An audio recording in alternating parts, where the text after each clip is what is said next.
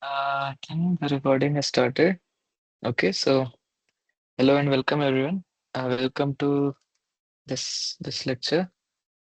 Uh, Let me share my screen.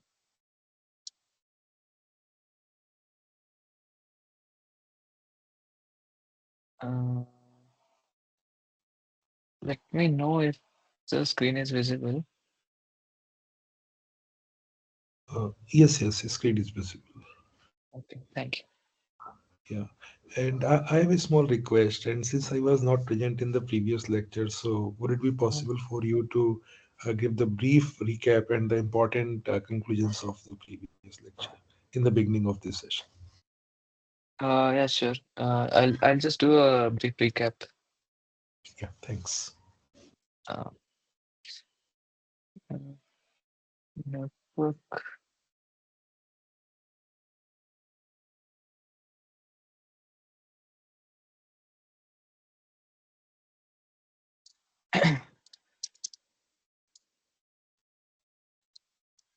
Right. So okay. So last time what we did, I'll just quickly recap what we did. Right.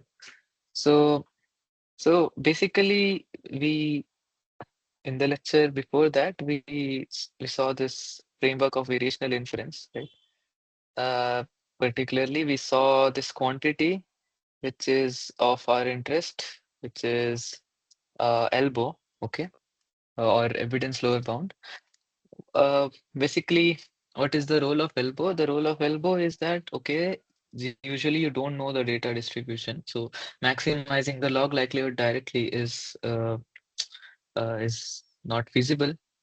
Moreover, it's not feasible when you have hidden variables, right?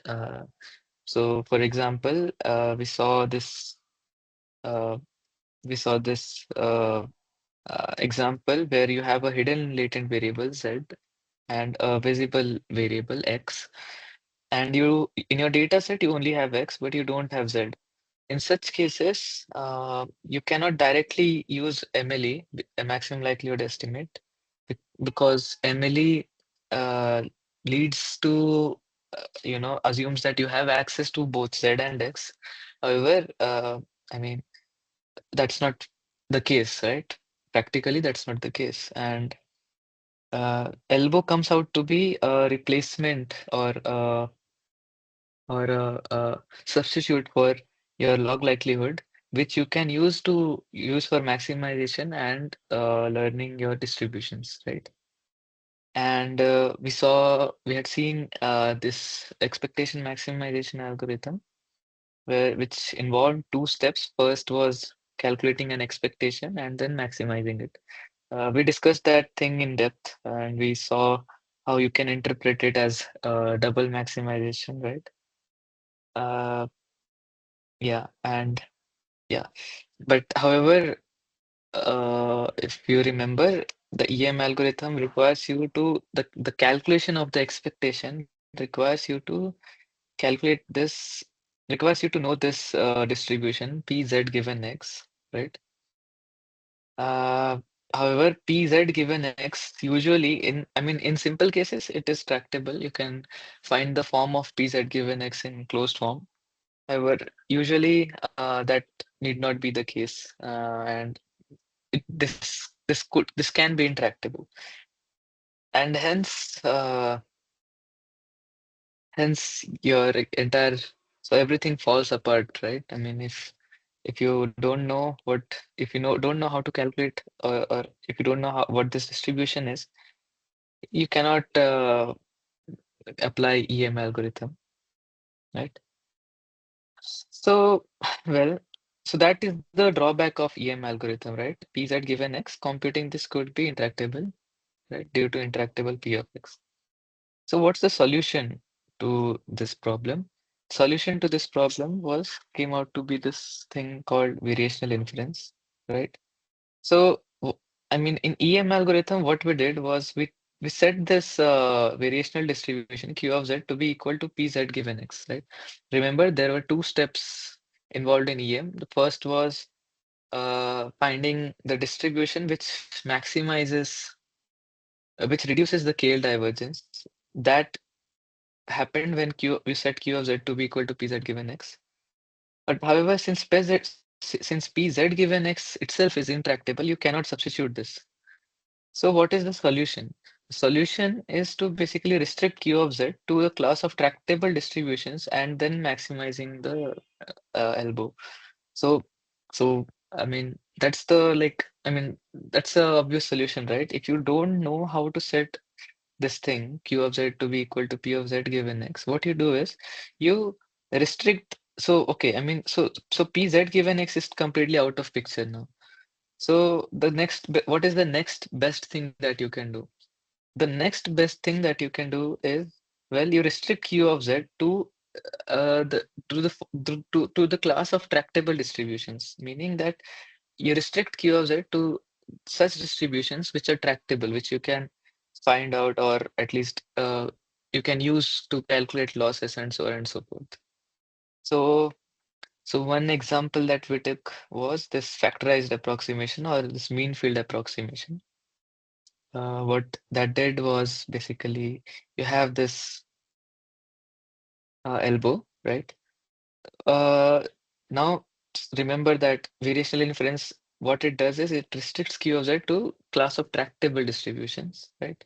So what you can do is, well, uh, you can simply set Q of Z to be equal to product of this distribution Qi Zi. Okay, so maybe Z is like a vector, right? I mean, it has multiple latent variables. I mean, it is a vector. It has multiple coordinates. What you can do is you can say that, well, the joint distribution of all these all the distribution of this latent vector is nothing but the product of distribution of each of its element.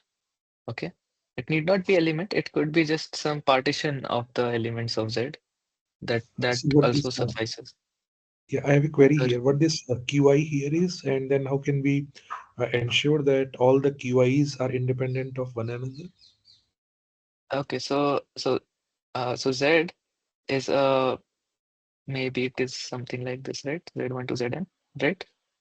So Z, Yes. you are saying that Zi, each of its element has a distribution Qi. That's the definition of Qi. Okay. Okay. Okay. And you need not, you don't know what Qi is. That is, you will find out Qi when you solve this optimization problem. Right. Let me explain it. Yeah. So that is what I meant, that Z is a vector like this. You can set Q of Z, the distribution of this thing, to be equal to product of distributions of its elements. That's all. And Yes. finally, you want to basically optimize with respect to QIs, right? I mean, you want to maximize the elbow, and the what are the things that you don't know in your elbow? Well, the only thing that we don't know is QIs exactly, right? We don't know what QIs are. So Yes. how do we so basically this is your elbow. Write it in terms of your QIs. That's all. That is what we do here, right? So Q of Z, remember, is product of QIs now. The first term is just this thing. Q of Z again is log product of QI. That, I mean, simple substitution. Now in this thing, yeah, so what we did was we did some manipulations. Like what you can do is there are two terms here. Like this thing will contribute to first term, this thing will contribute to the second term. This term here, right? What you do is basically take one element out. So take Qj outside and put all the other distributions for I not equal to j inside. So this thing we called as this log p tilde of x comma zj. The definition of it is exactly this thing that is written here. Okay, so if you see, this thing is equal to this thing, whatever we have written here. So it's integral product of QIs I not equal to j log p x comma z d z I. That's all. So, Yes. and we defined this to be equal to this expectation of log p of x comma z I not equal to j. So this is how we defined it. Okay, this is by definition.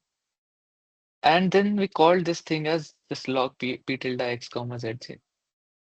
And after simplifying it a bit, so I have a query here that what is yes, the interpretation or the intuition behind this, the log of the p tilde? I mean, what does it represent? right. So there's no interpretation of it. It is just a sort of so it is just for the ease of our manipulations that we are going to do after this. So if you see, this thing is at so till here it's fine, right? Because it's just definition of expectation. Yes, yes. But we define it like this so that we can do manipulations after this thing. So Okay, what is the so if you think about it, what is P tilde here? So P tilde is actually e raised to expectation of this whole thing, right? This is how P tilde is defined. I right, mean, if right. you think about it, the way we have defined it, the definition of P tilde is actually this thing. But that is just how we have defined it so that we can manipulate things afterwards. That's all. There is no Right. intuition behind it. It's for our ease because it will come out to be KL divergence and so on and so forth. That's why we are writing it like that. Yes. So given this, what is your elbow? The first term will become very simple thing Qj ln p log p tilde and dzj. And the second term, so okay, the second term remember had so okay, the second term was this thing, right? Log product of qi. This will become summation of log qi, and there will be terms that won't be dependent on qj, right? Because we want to optimize with respect to qj. So we discard all those things in this constant, and it becomes something like this. So now you can combine these two terms again. So what will it become? So it will be qj log p tilde. So you take negative outside, so there will be negative sign here and positive sign here. So you get the negative sign outside. This will become qj log qj by p tilde plus some constant term. Okay, and hence your your elbow is basically nothing but it is negative of KL divergence between qj and this p tilde plus some constant. And if you want to maximize your elbow, that is equivalent to minimizing your KL divergence, right? And what is the and we know that from the properties of KL divergence that we have seen that the the minimum value of KL divergence is zero is always I mean that's the minimum value that's the least value that KL divergence can take. And when will that happen? It will happen when Qj is equal to this thing, okay, P tilde. So if you take log on both sides, log Qj star, Q star because we want the optimum value is equal to log of P tilde, right? And that is since this is how it was defined, right? We defined log of tilde. We didn't define P tilde explicitly. We defined log of P tilde. This is equal to this expectation plus some constant. And hence, Qj star will become, I mean, you will take the log, the sides will become exponential plus some constant, right? But what you can do is you can, I mean, you know that this constant term doesn't depend on Zj, right?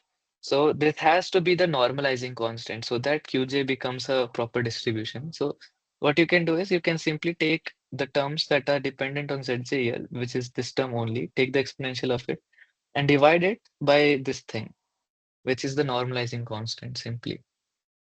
And that is how your Qj star will come out to be. So, thing to note here is this thing. I think you see here, because of our assumption, because of the variational inference or the factorized approximation that we used, if you remember in EM, this Q of Z had to be equal to P of Z given X, right?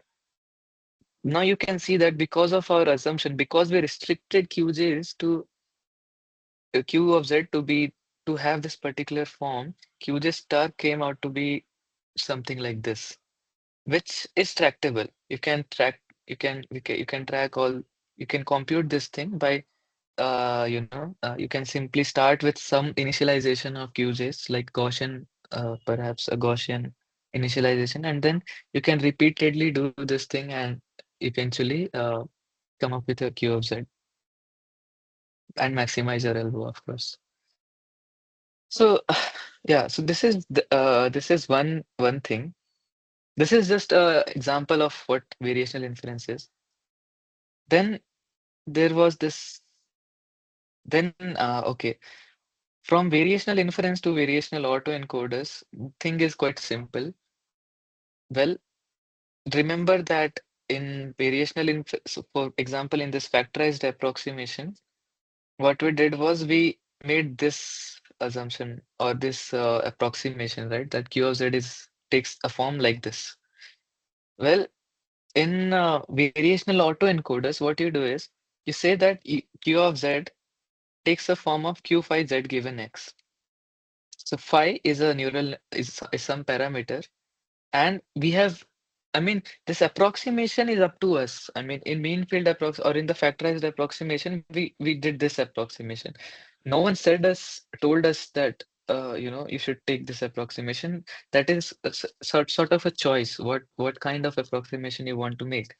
So in variational autoencoders, what you do is you make this as this kind of assumption where you say that my Q of Z is approximately equal to Q phi Z given X. Okay. So if you think about this, uh, remember our original uh, PGM looked something like this, right? You have a direction from Z to X. Now, because of this assumption, you have another thing, which is another, what do you say? You have another direction or another view where Z is coming from X because of this particular assumption. Now, what you might question that, somewhat, this is somewhat, this is somewhat not correct, because if you remember the way we defined PGMs, we said that there should be no cycles in it. However, if you think about it, this has a cycle here. You go from Z to X and you have again Z, X to Z.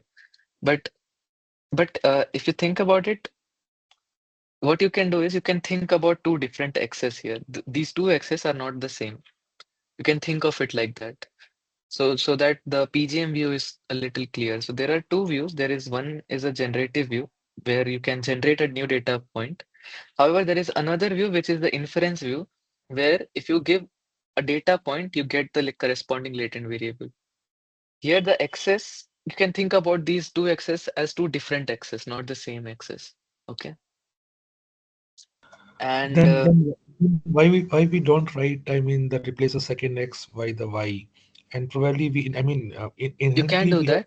that. You can do that. So actually, in VAs, we actually write this as x hat.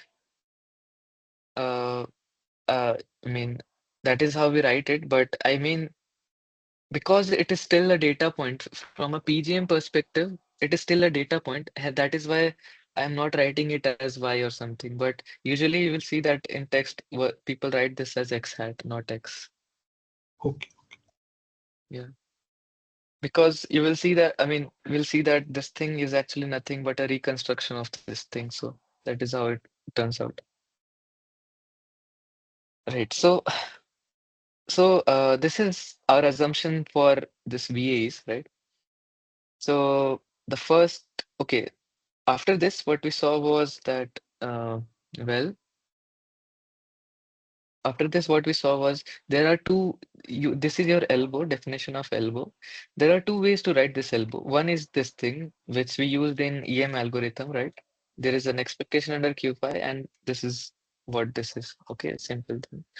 However, there is another way to write the same thing. From the definition of elbow, if you remember, this is how the elbow was actually. So your log likelihood was your elbow plus the scale divergence term. So you can write the elbow as your log likelihood minus the scale divergence term. Okay, this is just by definition. We saw this thing here actually. Yeah, this is we saw this thing here in EM that your elbow is nothing but log px minus scale divergence. So we have just written that here. And if you simplify this thing, you just manipulate things, it turns out that you can write your elbow, this thing, and another form, which looks something like this. So the first term here is expectation of log p theta x given z, and expectation is under q phi z given x. So, and the other term is a Kerr divergence between q phi z given x and p theta of z. So you can think of these two terms as follows: that this term is like a reconstruction, expected reconstruction term. So how why I'm calling it reconstruction? Well, think about it. So q phi z given x is your inference view, right? So remember there are two views now. So you have x, you have z, then there is again another x here. Okay.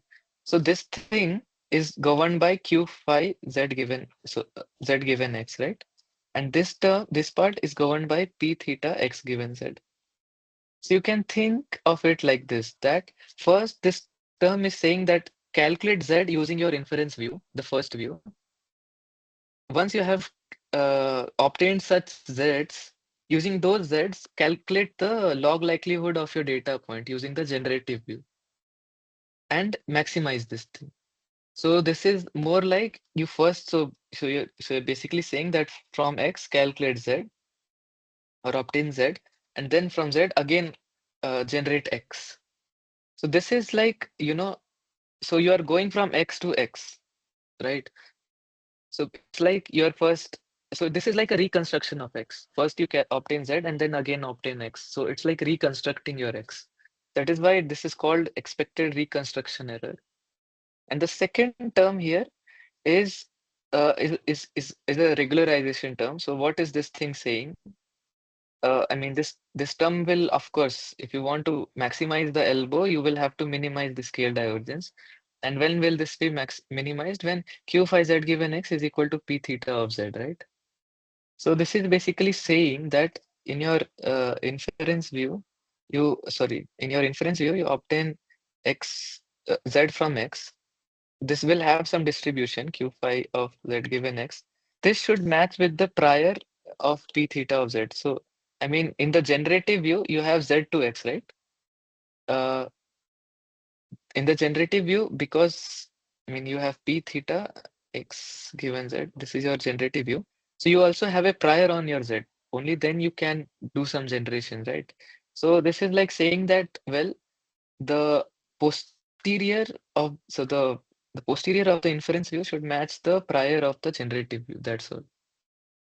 So this is why this is called a regularization term, that it is making sure that your uh, inference, whatever posterior you calculate from your inference, should match your prior of the generative view, so that you can end up with the sample from p theta of z or whatever, and then generate new x. That's all.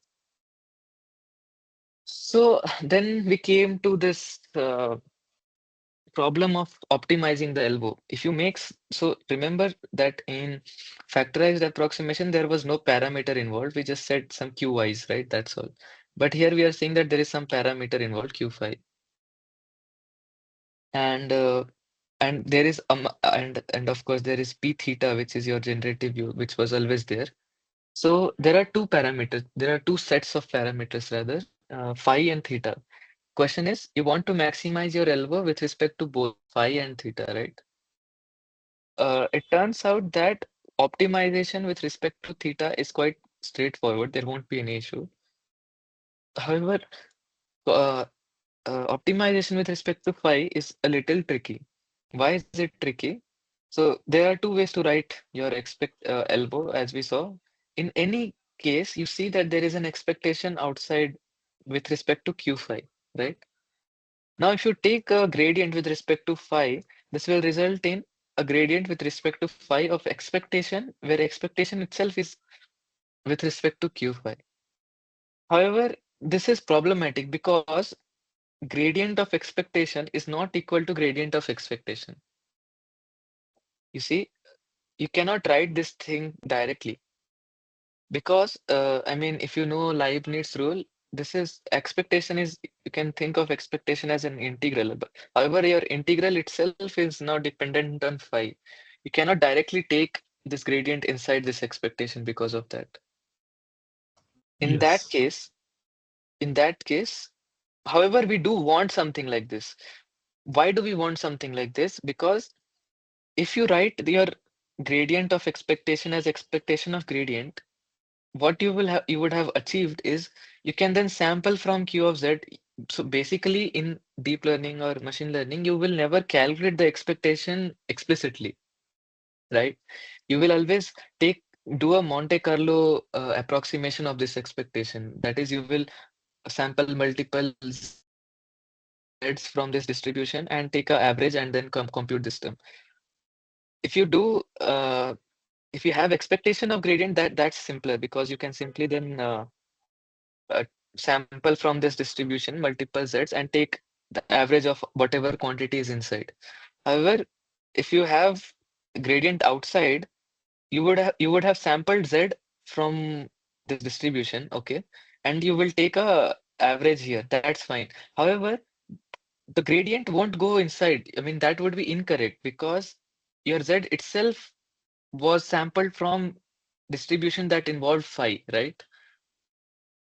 So in a way, this thing asks you to differentiate the sampling process itself. This thing asks you to differentiate the sampling process itself so that you can compute this thing correctly.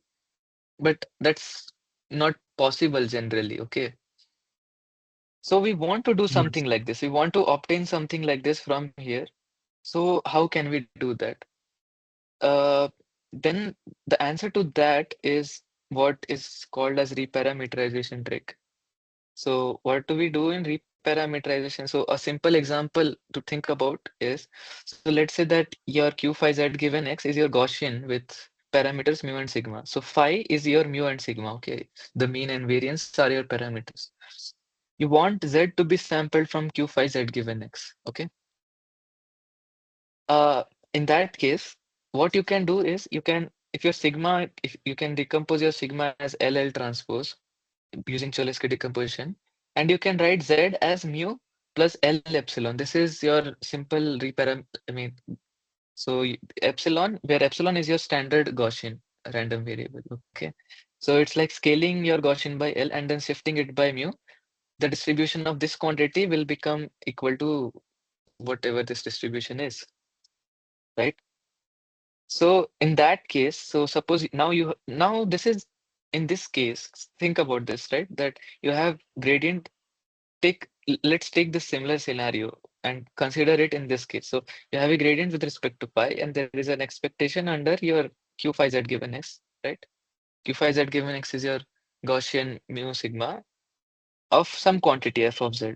What you can now do here is you can write the expectation. So z is now equal to mu plus L epsilon because of this substitution. And the only random quantity here is epsilon now. Mu and L are fixed. So what you can do is you can change the expectation with respect to Gaussian 0, 1 now. Now what you can do is since this expectation is no more dependent upon phi, this gradient can go inside. And and you can take this gradient here and now you can differentiate this with respect to phi. And of course phi will be mu and epsilon and you can do the differentiation whatever you need. So this is what reparameterization trick allows you to do. It allows you to write something like this gradient of expectation as expectation of gradient. However, the expectation here will change with respect to some easier distribution like P of epsilon, some distribution. Is this clear? Yes. So by and large, this is clear to me. I understood. I mean, the crux of it. Yeah. Yeah, so more generally, you can say that if your z, whatever your random variable is, if you can write it as a deterministic function of x and epsilon, some deterministic function g phi of x and epsilon, right? Then your gradient of expectation can be written as expectation of gradient. And in that case, your all these things will become quite tractable and everything becomes easy. So this is like the general idea. And in VAs, what you do is basically your phi and theta will become neural networks. That's all. Okay. So you can think of it like there is one network that takes. So So the network phi takes X as input, right? It takes X as input and gives you some sample from Z. And there is another network that takes Z as input and gives out X, which is which so you can think about this like think about it like this. So you have a data space and you have a latent space, okay? The encoder network, this thing Q5, whatever this thing is called, the first network, the